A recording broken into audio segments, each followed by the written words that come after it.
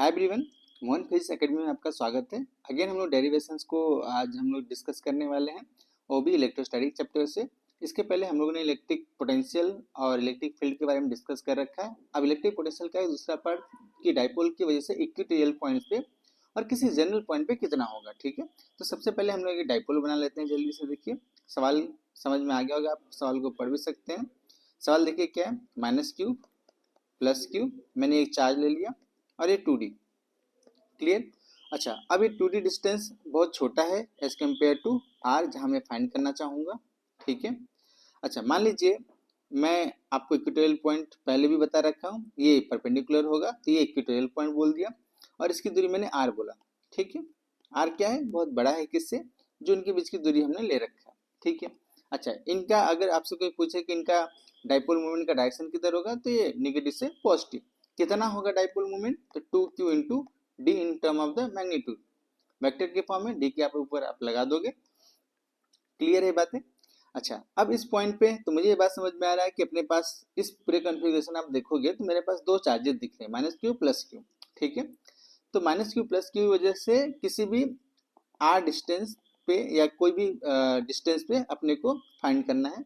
तो ये दूरी हम लोग फाइंड कर लेते हैं यूजिंग पाइथागोरस थ्योरम। अगर इसको मैं ए बोल दूं, इसको बी बोल दूं और इसको सी बोल देता हूं, तो मैं बोलूंगा in triangle A B C, तो हम क्या बोलेंगे, under root A B square plus B C square is equal to C A square. अपने को डिस्टेंस पता चल जाएगा सी ए, तो अपने को डिस्टेंस पता चल जाएगा, तो कितना हो जाएगा R square plus D square. क्यों, क्योंकि सेंटर से हमने लिया तो ये वाली दूरी कितना, डी।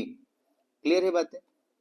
अच्छा, अब मेरे पास दो पॉइंट चार्ज है, माइनस क्यू और प्लस क्यू, और उसकी वजह से अपने को सी पे क्या चाहिए, पोटेंशियल एट सी फाइंड करना है। तो अब हमें पोटेंशियल एट सी फाइंड करना है, तो हमें उनके बीच की दूरी भी पता है और कितना है वो, under root are square plus D square, दोनों सेम है तो इधर भी यही दूरी होगा। ठीक है, तो वी नेट में लिखूंगा due to B positive plus due to B negative. Point charge की वजह से कितना लिखते हैं, किसी भी जगह पोटेंशियल अगर उसकी दूरी आर है तो हमने सीख रखता है कितना, K Q by R with sign. ठीक है, इसी कॉन्सेप्ट को यूज करते हैं और उस कॉन्फ़िगरेशंस के लिए लिखते हैं डाइपोल के लिए, तो हम लोग लिखेंगे बी नेट। देखिए, तो बी पॉजिटिव की वैल्यू पहले मैं यहाँ लिख देता हूँ, बी पॉजिटिव तो कितना है वो, देखिए k q under root are square plus D square. B minus लिखेंगे तो क्या हो जाएगा, minus k q under root are square plus D square. तो हमें यहाँ से बात समझ में आया कि जब दोनों लिखेंगे और प्लस और माइनस को जोड़ेंगे तो बी नेट जीरो आएगा। तो कितना आया समझ में, कि इक्वेटोरियल पॉइंट पे इलेक्ट्रिक पोटेंशियल नेट जीरो होता है। तो आज के बाद हम याद रखेंगे कि electric potential at equatorial point will be zero. ठीक है, अब इसका सेकंड पार्ट डिस्कस करते हैं किसी भी जनरल पॉइंट पे। ठीक है, किसी भी जनरल पॉइंट पे उसने क्या बोला है कि मान लीजिए हमारे पास कोई डाइपोल है ऐसे, ये माइनस क्यू और ये प्लस क्यू। ठीक है, और किसी भी आर डिस्टेंस पे मैं डिस्कस करना चाहता हूँ पोटेंशियल, जो डाइपोल मोमेंट से डायरेक्शन कितना बना रहा है, थीटा। ठीक, इस पॉइंट पे, इस पॉइंट को मैं नाम दे देता हूँ कोई भी पॉइंट नहीं, तो मुझे क्या चाहिए, पोटेंशियल एट पॉइंट ए चाहिए। ठीक है, तो सेम कॉन्सेप्ट हम लोग जैसे इलेक्ट्रिक पोटेंशियल में यूज किए थे वैसे यूज करेंगे। ठीक है, कि इस डाइपोल को ही रिजॉल्व कर लेंगे। अब इस डाइपोल को मैं रिजॉल्व करूंगा तो मेरे पास, क्यों मैं रिजॉल्व करूंगा, क्योंकि मुझे पता है कि एक्सियल पॉइंट पे मुझे पोटेंशियल कितना होता है, पता है कितना, k P by r square, और इक्वेटोरियल पॉइंट पे कितना होता है वो भी हमें पता है कितना, जीरो। बात क्लियर है क्या, ये हमको पता है। ठीक है, इन्हीं दो कॉन्सेप्ट को यूज करके हम लोग फाइंड करेंगे। तो हम लोग क्यों ना डाइपोल को ही along the axis axial resolve कर लें, जहां हमें फाइंड करना है, और उसके परपेंडिकुलर कर लेते हैं। ठीक है, तो देखिए फाइंड हमें यहाँ करना है, ये पॉइंट ए है और डाइपोल अपना मैं ऐसे डॉटेड से बनाता हूँ, ये डाइपोल है और ये एंगल थीटा है। तो इस डाइपोल को मैं रिजॉल्व करता हूँ अलोंग द, मैं ये पॉइंट ओ बोल देता हूँ, रिजॉल्व ऐसे बोल देता हूँ मैं, देखिए रिजॉल्व वेक्टर पी along ओ ए, तो कितना हो जाएगा, देखिए ये पी कॉस थीटा हो जाएगा, और सेकंड परपेंडिकुलर टू ओ ए, तो ये कितना हो जाएगा, देखिए इसके परपेंडिकुलर एक ऐसे लाइन बनाएंगे हम लोग, तो इसको मैं रिजॉल्व फॉर्म में लिख देता हूँ, ये कितना हो जाएगा, देखिए P साइन थीटा, ठीक है, और ये कितना P कॉस थीटा।